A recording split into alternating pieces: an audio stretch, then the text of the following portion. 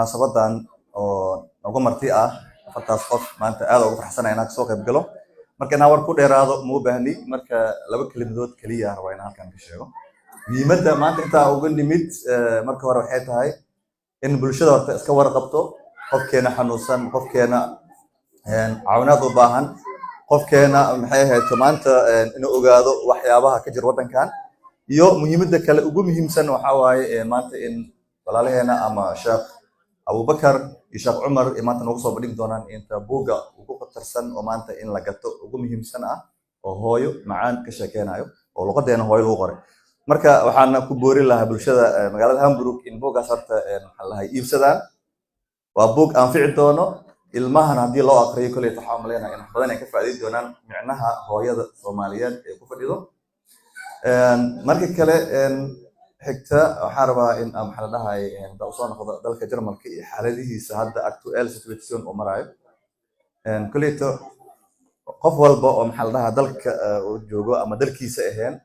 waxa uu haboon marka koowaad inuu sameeyo horta luqadda wadankaas loo hadlayo inuu barto haddii Chinese tahay waa inuu Chinese kaas bartaa marka hadda Jarmalka aan joognaa marka dad waxa arkaysaa 30 sano wadanka joogo luqadda aqoon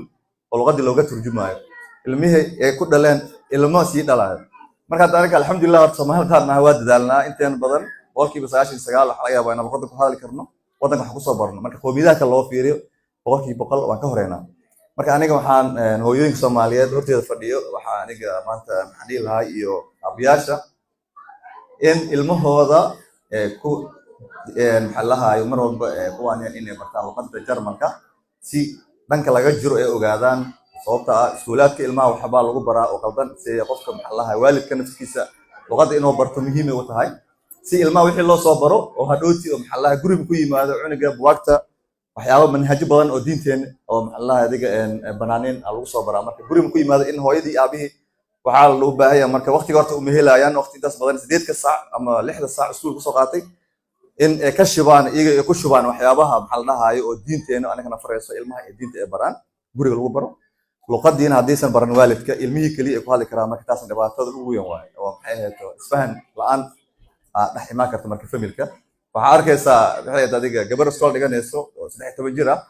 maamadii dhashay luqadda aqoon wax walba marka maxkamad la taga gabadhii aad turjumayso marka waxa laga yaabaa marka gabadhii haddii oo maxay ahayd adiga wax qaldan ay sheegto maamadii ma fahmayso ninka meesha fadhiyo oo gaalka ah marka asiga wuxuu dhageysanaa gabadha kaliya